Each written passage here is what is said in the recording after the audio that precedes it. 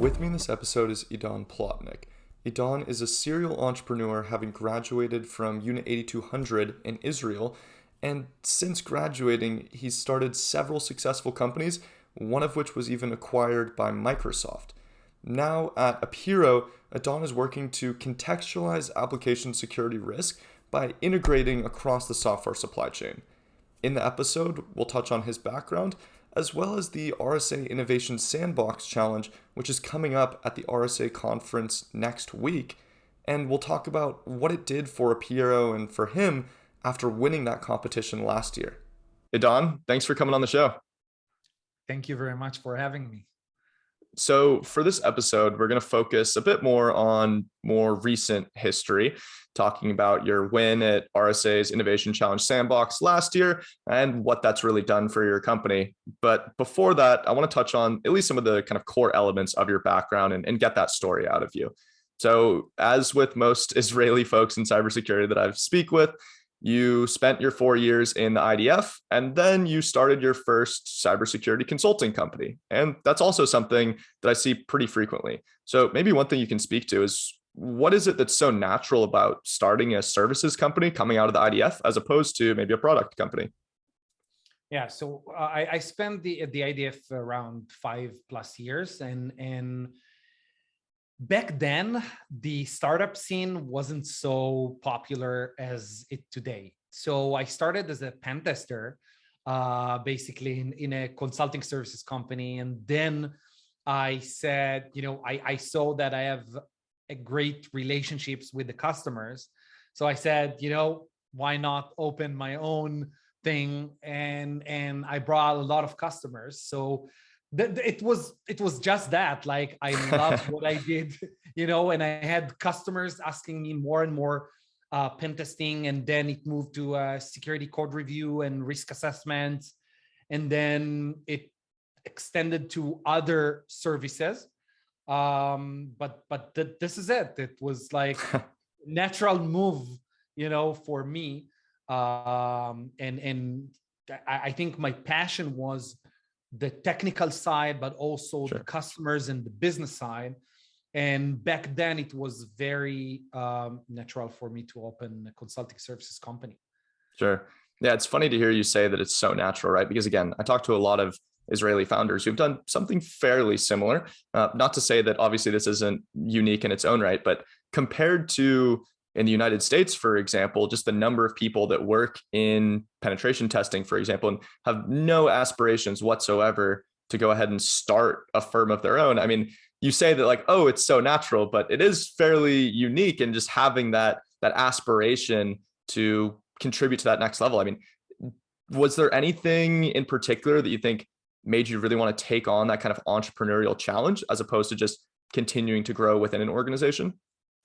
Oh, this is a complex conversation that will take us, to the age of 6 when I Sure. started, coding or getting my first computer from my father. But I think from the start, that the entrepreneurship was part of me.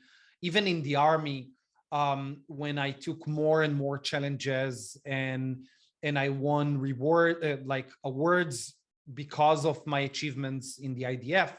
But eventually I like to build things from scratch, and I like to translate them into real business. Like, I don't like just to have an idea, say, hey, I can build it, or I can work with the team to build it, but then eventually connecting the dots from a customer pain to a unique technology, to message it correctly, to market it, and then to sell it. I think this is where my passion is.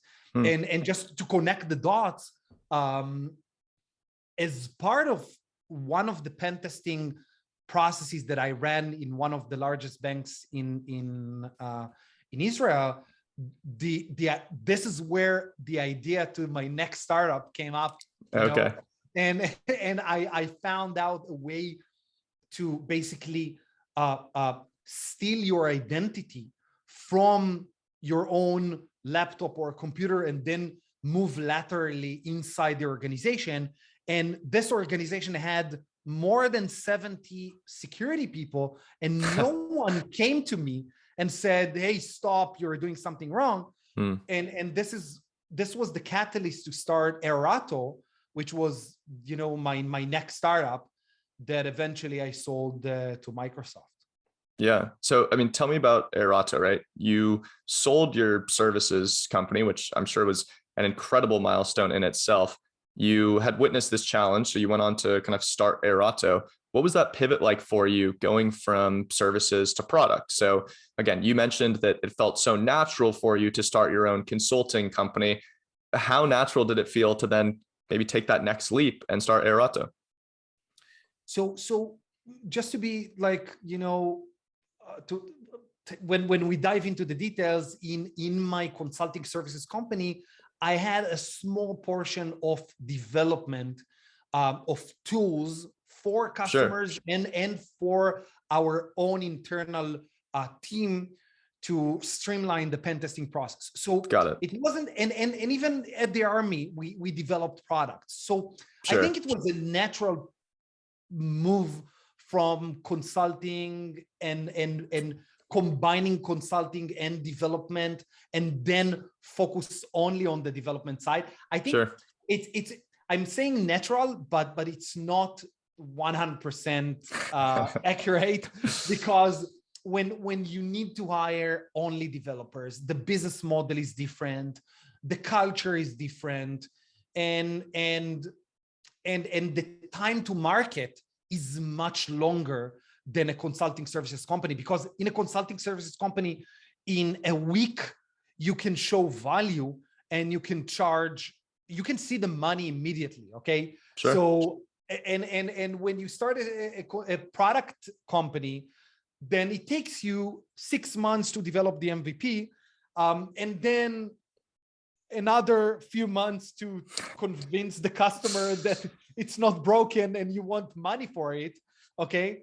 So I think it's a little bit different, but I think I had an amazing team back then, which we did something unique in the industry. We invented something that wasn't exist before us, and only because of the team and the culture and the focus on the goal and the drive to be successful, these all factors came together, and this is why eventually we sold the company to Microsoft. It wasn't a long journey. It was around 2.5, 3 years. Okay. It wasn't so long, but we touched on a very painful problem for customers, and it was aligned with the Microsoft security strategy. And this is how the dots connected, and eventually right. So what was that process like for you deciding to sell there? Right, I mean, you mentioned that it wasn't that long of a journey. It was roughly 3 years. I mean, certainly you probably could have kept building at that point, but obviously Microsoft is also an incredible partner to have when growing a business, and an incredible just acquisition offer, I'm sure. What was running through your mind when you had to make that decision? So a lot of things, but I think that financially wise, it was a smart decision for all the team, like literally all the team. And we said, we had a very good partner at Microsoft. Okay. And we took a small company with 24, 23, I think, people back then. And with, I think, 15 plus customers. And in 2 years, we had an exponential growth. Like, we reached out to thousands of customers, and the business model was totally different. And I think we learned what is an enterprise and how it works and how processes works. I had the opportunity to meet Satya Nadella in person as part of the acquisition. It's a different story. Let's not go into it. But, sure. But the vision of Microsoft security was such impactful on our team, and everything just connected. Our vision, their vision, the autonomy that they provided us, and the ability to decide as a small unit what we want, which tools we want to use, which processes we want to implement on the team, decide about our own culture. But after 3 years, it's changed. This is the limit. And after 3 years, you become yet another small team in a large company, and the team started to other people wants to do other things, other startups born, which is amazing from Erato. And that's it. But I think the journey the acquisition journey was amazing, and very, very smooth. Microsoft are top-notch, experts in acquisitions. It's hard to maintain the team for a long period of time. Sure. But it was an amazing journey, and we learned a lot. And by the way, now in Apiiro, me and my partner, Jonathan, we felt these challenges of building the AppSec program, securing the software supply chain inside Microsoft. And we learned from the engineering side, how hard it is, and how, these security gates and guardrails and processes hold us back from delivering faster and faster and faster. And then I, as a risk owner, I had to go to my boss and say why we're not delivering on time. Hey, the compliance teams gave us a checklist of 400 things to fill out. And before releasing code to the cloud, we had to go through a risk assessment questionnaire, and all these painful processes. We can talk about this later, but this is something that we said, this is a big thing. It cannot be like everyone are moving so fast to the cloud and adopting both cloud native applications and cloud native infrastructure. There is no way that security now will be a blocker to the business. It doesn't make any sense. And this is the biggest challenge that we took on ourselves as a mission, to solve for the industry. Right. Yeah. And clearly what you're getting at here is kind of touching on the broader concept of DevSecOps as a whole, right? And so there's so many different tools that label themselves as DevSecOps today. I'll be curious to hear a little bit more about kind of how you fit in within that whole stack. But before we get just there, I want to touch on this founding kind of origin story a little bit more, right? Because after having Erato acquired, you probably didn't have to work again, right? But something in you, again, you clearly have this knack for just finding challenges and wanting to solve them. So what was it? Did you know as soon as you sold Erato that you were going to build another business? I mean, what did that look like? So eventually the simple answer is yes. I'm not the type of person that will work for an enterprise for 10 years. Sure. Now. Okay. Sure. So, and as I said at the beginning, from the age of 6, I have something in me that likes to build and create, and I love people and I love technology, and it's just connected. But specifically to your question, at Microsoft, at the first 2 years, I didn't think about anything else except, my conversation with Satya, what I promised him, I'm going to deliver, and I'm going to deliver faster and faster with my amazing team back then. And suddenly when I felt personally, not from a story from other people or what customers are telling me. Like firsthand, when I need to release something, I promise to 500 customers that I'm going to release this specific capability. And now security are holding me back, the business, the engineering side. Then I said, hey, what's going on here? And then I started investigating a little bit more why this is a big challenge, why no one solved it before Erato, why we were the first one. And I started talking with customers, even inside Microsoft and outside Microsoft, large enterprises and small shops.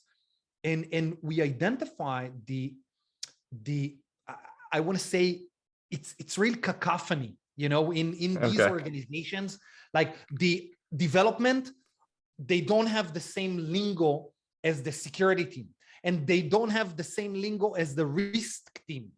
So now there is kind of a huge gap between the business, the risk, the security, and the development teams. Sure. And you need to fuse them all together and build one layer of same language that you can manage the risks early at the pace that you are developing software. Okay. And this is very, very complex, because on one hand, you need to analyze code, but then you say, okay, you have a lot of vendors out there that are analyzing code, but they are analyzing code to find vulnerabilities. Now you need to understand code and understand the context to be able to answer these risk assessment questionnaires automatically. What's an example of that? So an example. Yeah. I will give you a few examples. I can give you technical ones, but also non-technical ones. Like, yeah, when you say you need to identify a vulnerability with context, what's like a specific example of that kind of context that you're referring to? Let me give you a concrete example. Let's say that a static analysis tool, like legacy one, detected a SQL injection. Okay. Sure. Now you have 1,000 alerts from the same tool. Now, what you need to do, you need to take this alert, you need to match it to a code component, for example, to an API. Okay. Sure. Now, when you scan the code and you identify a vulnerability, you don't understand anything about this API.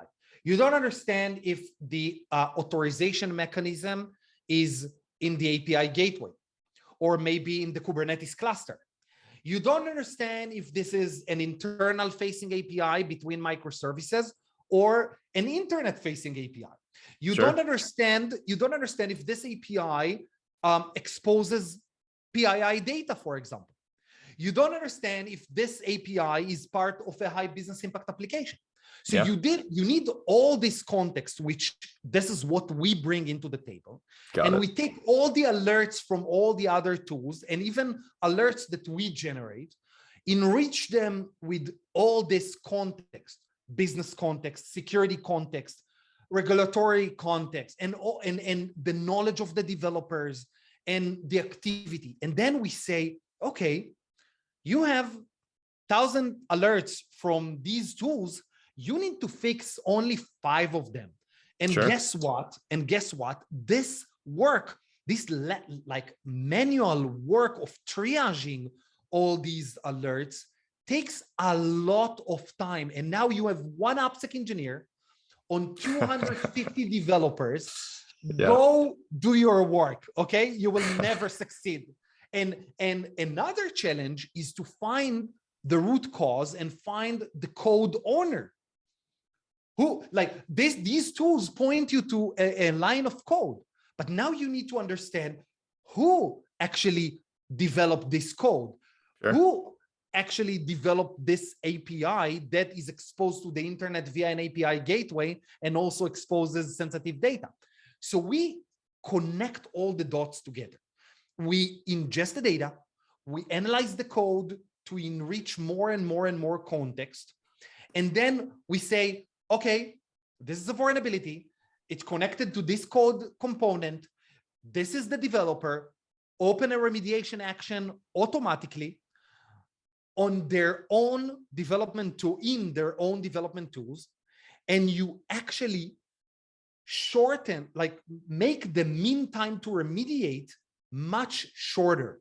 Right. The mean time to remediate, one of the most critical KPIs for CISOs and director of application or cloud security engineers. Okay, so you make 10x, 20x more with the same manpower that you have, and reduce the risk faster and faster. In some cases, even before it delivered to the cloud.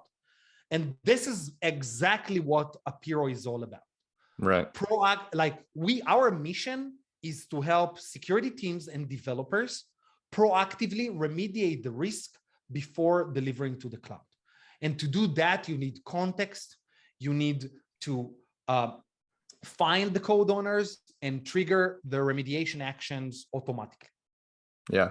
Yeah. I think that's a great explanation. I mean, part of what that's triggering in my head as far as a comparison is like cloud security posture management and how some of those capabilities have evolved, right? So like the earliest cloud security posture management, you might say, okay, like vulnerability in virtual machine, right? And that's a high issue. But then as these tools have evolved, they've realized that, hey, context is a very important part of saying, okay, what is the actual risk to the organization that stems from this vulnerability? And so, okay, is this virtual machine publicly exposed? Is it a part of a critical business application? And CSPM tools, I would say, in my experience, haven't even gotten to that point yet of saying like, okay, is this a business critical application? And it sounds like part of what you're doing is, again, this kind of similar process, but for AppSec, and then pulling in as much contextual data as possible. So that's awesome. Spot on. But there is two things that I want to say. Yeah. One, there are a lot of, as you said, a lot of DevSecOps tools out there. Yeah. most of them are aggregating a lot of data without scanning the code. So if you are just aggregating data, it's garbage in, garbage out. If you scan the code and map it to a code element, you maintain an historical audit trail across every code component changes, okay? Then the magic happens, because just to correlate data from static analysis tools or SCA tools or whatever and get the line of code doesn't say anything, because a lot of these tools will do, I don't know if you're familiar with Git Blame, but Git Blame it's a tool in Git where you see all the who changed this code. But if you just put a space on the code, then we will blame you. But it's not correct, because you didn't develop this module or microservice or API. Sure. And by analyzing the code, we actually understand what is a microservice, what is a module, what is a backend application, what is an API, what is a dependency. And we match all these findings from different tools into the code, maintain the audit trail, and as I said, open a remediation action to the code owner that introduce the vulnerability to this code element. This is one thing that is very, very unique to Apiiro, because it takes a lot of time to analyze the code, okay?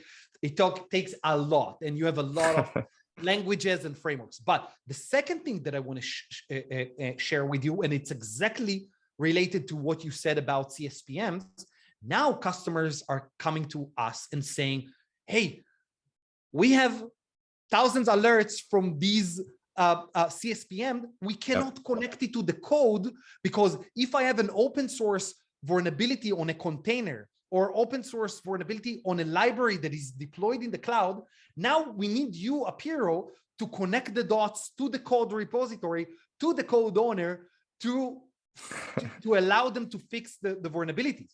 Sure. So now we are connected to the CSPM tools, and we help the developers fix the risks that they already deployed in the cloud. Does this make sense? Yeah. I mean, I think more and more, right, DevSecOps and cloud security are becoming more synonymous. And as these tools branch out, right, you talked about how there's so many different DevSecOps tools that are kind of enabling the connection and integration of all these different data points. And as that's become more robust, specifically within application security, it's then expanding and saying, what's the next piece of it? Well, now it's about getting to the cloud as well, and where some of these workloads are being deployed. And with the rise of infrastructure as code, there's kind of less distinction between what's code that you're writing for your application versus what's code that's defining your workloads. So let's touch on this point. This is Sure. an interesting one. If you, and I just wrote a Forbes article on that, hopefully it will be published in the next few days. And I just wrote that to look at infrastructure as code, application code, and open source code in silo tools, siloed views, it's such a big mistake, because the infrastructure as code misconfiguration, you can get thousands of these. If you can connect it to the application code and say, hey, this missing encryption on a storage bucket is connected to a high business impact application that exposes sensitive data, and it's deployed in this Kubernetes cluster, oh, now it makes sense to prioritize my infrastructure as code misconfigurations based on the context from the application code. And same goes for the open source. And this is exactly what we brought into the industry, to analyze, statically analyze the application code, infrastructure as code, binaries, and dependencies in one engine, in one risk engine, and then allow you to query the graph, query the risk graph. Show me, where do I have an API without input validation in a high business impact application with a storage bucket without encryption before I'm deploying to the cloud. And then I want to prioritize my work there and bring in together all the relevant owners to remediate it before we deploy to the cloud. Right. So yeah, to your point, it's that idea, again, of kind of shifting left and being more preventive and proactive as opposed to detective and responsive after the fact. So, I mean, I'm sure for myself, I'm clearly bought in on this being a problem, right? I've seen this with clients over the past few years, and I'm sure most of the listeners agree as well. But obviously, it's one thing to go ahead and identify a problem and start working towards a solution. It's another to actually do that successfully. But let's talk about one of the biggest milestones that Apiiro's had, and it's just a few years that it's existed at this point, which is you actually won the RSA Innovation Challenge Sandbox last year. We're right around the corner from RSA this year. It's a very competitive process, at least from what I hear, to be selected as a finalist and then to even win as well. So, I mean, tell me, what was it like preparing for that challenge last year? What really went in behind the scenes to give yourselves the best shot at that award? Yeah, I think we worked so hard a few months before to be ready for that. We had a very comprehensive story, which is, again, connecting the dots across the application code, infrastructure as code, and open source code, and enrich it with the context, as I said a few minutes ago. But we literally spend days and nights polish the message and polish the presentation. And I did a lot of rehearsals, you know, just to do the perfect pitch. And I think eventually, when you solve a real pain for large amount of customers, this is the reason why we won, because our technology of analyzing, and we didn't talk about this at all, like analyzing the user stories before you started coding and raise a flag for the security architect to go and talk to this guy before they start coding and run a threat model. This is a big thing. And then connect the dots, saying this code change is connected to this user story, to this commit, to this repository, to this pull request, to this deployment pipeline or build pipeline, and to where it's deployed in the cloud. I think this is why we won. And we did a lot of work beforehand to make it, it's complex, and For sure. I'm just saying that the message is complex, and we tried to oversimplify it to CIOs and CISOs, and Sure. also to practitioners in one language. And that's it. It was an amazing ride with an amazing team. I was just a small piece of this puzzle, of this success. And that's it. And from that moment, everything changed. Like, but one, it's for the good and the bad. On one hand, Okay. I think we got like 25 startups are saying the same message, after the RSA Innovation Sandbox. And on the other hand, we closed, like, I don't want to say the exact number, but a lot of Fortune 100, but also we opened up to small engineering shops that approached us, and we adjusted our cloud native application security platform to support small development shops like 50, 100, not like we designed the platform to support 20,000 developers. Okay. Sure. So now we can provide value to 50 developers shop till 20,000, 30, 40,000 developers. Yeah. So, I mean, tell me, what does it take to actually kind of scale back a platform? Because when I think about scale, right, I think if a platform's designed for a team of 20,000, it should be able to handle a team of 50. What does it actually take to then make it compatible for that smaller team? No, it's a totally different ball game. Like the processes are different, the mindset is different. So some of the risks are not even relevant for small teams. They are not regulated as a large bank, and it's different. Like, I can't list all the capabilities that we adjusted, but right now, the beauty of the Apiiro solution is that you connect Apiiro for the minimum. Okay, let's talk about the minimum.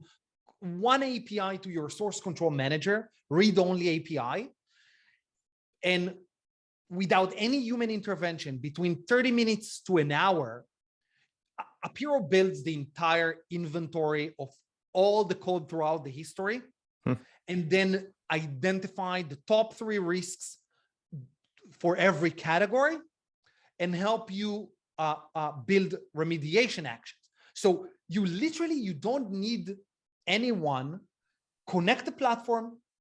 After 30 minutes, see the value, and now you can expand with more context. So it goes back to our conversation about all these, aggregators out there. They need the other tools to be successful. Sure. We don't need the other tools to show you value. Okay. And it's a very important thing.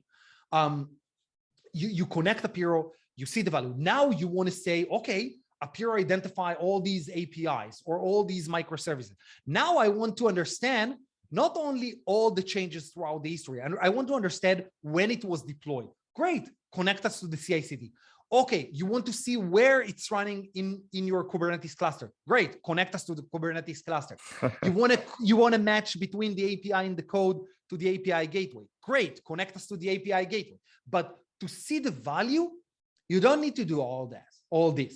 You need to connect us to the source control manager via read-only API. It takes literally 2 minutes. and after thread, and this is what happened. Like, we started, closing deals after a very short period of time.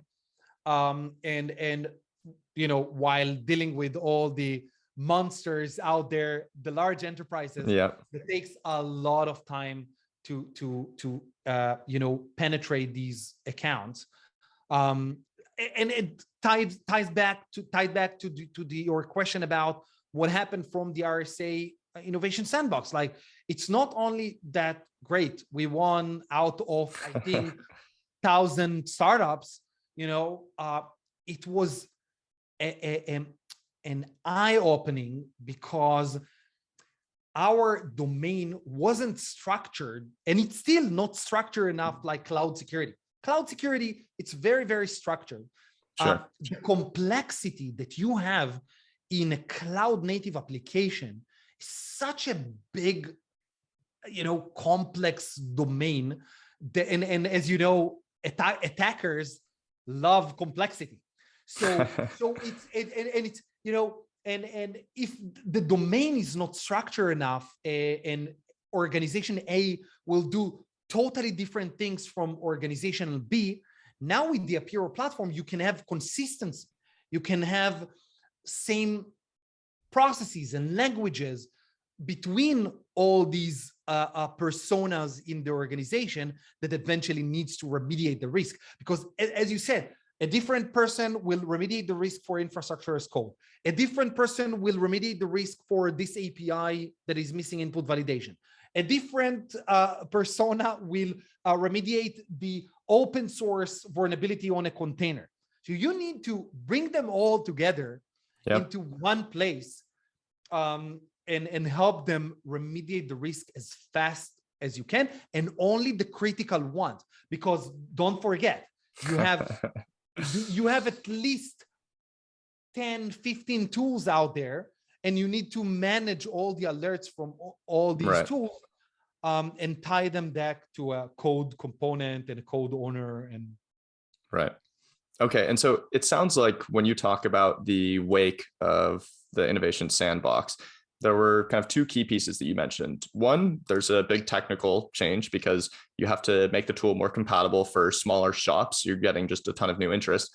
And then two, you have to spend a lot more time on account management for some of these major enterprises because you've kind of gotten their attention now.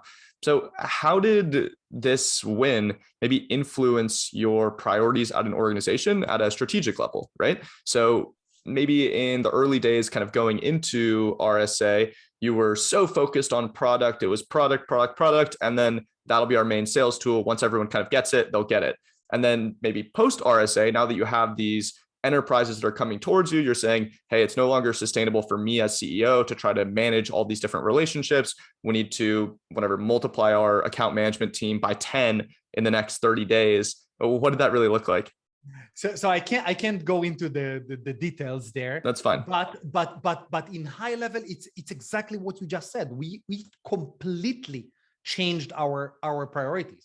By the way, we hired our CRO like literally I think 2 weeks after winning the RSA Innovation Sandbox. We brought the VP of Business Development from GitHub to Apiiro. Okay. Wow. So we built this muscle. We had zero salespeople, and we built the sales team. We have now around 25, 30 salespeople in Apiiro. Wow. And it was an exponential growth. Everything changed from the winning at the RSA Innovation Sandbox. It's the product, it's the go-to-market, it's the building the sales and business teams, and it's growing and growing and growing. And I'm saying to all the other startups out there that maybe will hear us, I'm saying invest a lot of resources in planning your every word that you are saying and writing to the RSA Innovation Sandbox committee. Think again and again and again. Don't think that it's yet another customer. Okay, it's not. You have a diversity of people that eventually judge you, okay? And you need to understand who are they, what's their knowledge, what's the pains that they heard from customers that they're talking with, and then combine this together and polish the message. because it's worth every minute when you win, when you eventually win. And I want to say, and you didn't talk about the investor side. We got so many, and I apologize for all the VCs out there, okay, that I didn't answer the emails because I cannot. You need to, as a CEO, you need to prioritize your time and building the foundation to a faster growth. Okay, so it brings everyone. It brings employees and investors and leaders and customers across the board, and it's amazing. Like, the impact on Apiiro was one of a kind. Okay. Yeah. I mean, to your point, I'm sure the investors will get over it after being used to being on the other side of that as well, right? With startups constantly reaching out to them and them having to prioritize as well. So, I mean, again, it's been about a year at this point since that win. We've talked about what it's done for you in the last year and some of these changes in priorities. What do you really see as next for Apiiro today? I mean, is it continuing to drive some more of these relationships with these big enterprises? Are there some sneaky new feature updates that you want to sneak preview right now? What does that look like? So we have a very, I can't share the details, but we have a few very interesting things that are coming. We are going to fight head to head with big competitors out there. Okay. Sure. And we're working hard on some new surprises, both on the go-to-market and the product side. Okay. And again, it's building the company. We're not planning to, have another quick, sell like we had with Erato. We want to build something big. We have a unique team. I'm telling you, I've never worked with such an amazing people, such smart people in Apiiro that are top notch across the board. And this is a unique opportunity. This is a unique time to solve a big problem. Okay. It's a combination between securing the SDLC and securing the software supply chain, and it's merging, and we have the right solution to merge these things together. And you don't need to buy yet another siloed tool, right? To one for secrets in code, one for that, one to identify threats in the CI/CD, and you need one platform that will look across the board from the design phase to coding, to building your software, to delivering to the cloud. Okay. And this is a unique opportunity for Apiiro. And we just need to push hard, execute, because this is where the magic happens. If you have the right team at the right time with the right problem, it's just execution. And we have amazing investors.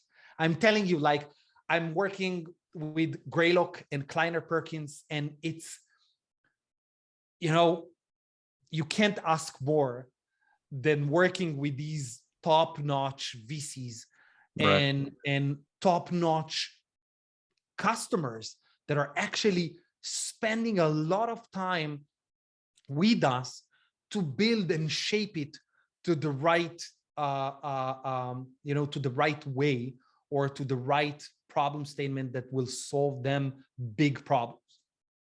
Yeah. And I think, to your point, I mean, you touched on timing, but I think it is worth just spending an extra second really highlighting that, right? Because you are in such an incredible intersection of, like you mentioned, the software supply chain, which has received so much attention with the rise of those different attacks like Code Cove and SolarWinds, and then DevSecOps, which has been around for many years at this point. But in terms of like the growth of startups in the space and as a priority for CISOs, it's really gained a lot more attention just in the last year or two. And you also mentioned, right, that there's all these new startups that have spun off and tried to kind of take down Apiiro since winning RSA Sandbox. But that means you had a 2-year head start on them. So you are very uniquely positioned to grow in an intersection that's a high priority for a lot of security buyers right now. And I think, again, it's interesting to kind of compare and contrast to the decisions that you made at Arato and hear your perspective on that now. No, again, it's so different. The market was totally different. When we were at the Arato, we had only one competitor, which is, now Exabeam, $3 billion company, which was super successful. and I know the co-founder and CEO, which is, an amazing job of executing, not selling the company and building it to the long run. And this is exactly what we're planning to do now. Just, building a real company that provide our customers an end-to-end solution across their SDLC security and securing the software supply chain end-to-end in one platform. And it's a very complex task, and we have the best team ever. And set for success. And the competition is amazing, and great people out there and great startups, and let's see what happens. Yeah. All right. Ceremonial last question for you here. Are you looking for investment or hiring? And I think I can probably answer this one, but I'll let you take it. I mean, it sounds like you have VCs lined up at your door waiting for you to give them a wave. And then on the hiring front, I know you mentioned before we started recording that you've hired 70 people in the last 7 or so months. So it sounds like that's going to be a no-brainer as well. Absolutely. We have right now around, I think, 60 open positions. Wow. Even more. We are hiring and we're growing. We're not looking for, an investment right now. Yeah. It will come, but when it will come. Yep. Perfect. Well, again, thank you so much for the time, Idan. Thank you. Again, thank you. Congratulations. I really enjoyed. Awesome. Well, again, looking forward to seeing how you continue here and following along as Apiiro continues down this journey. Thank you very much.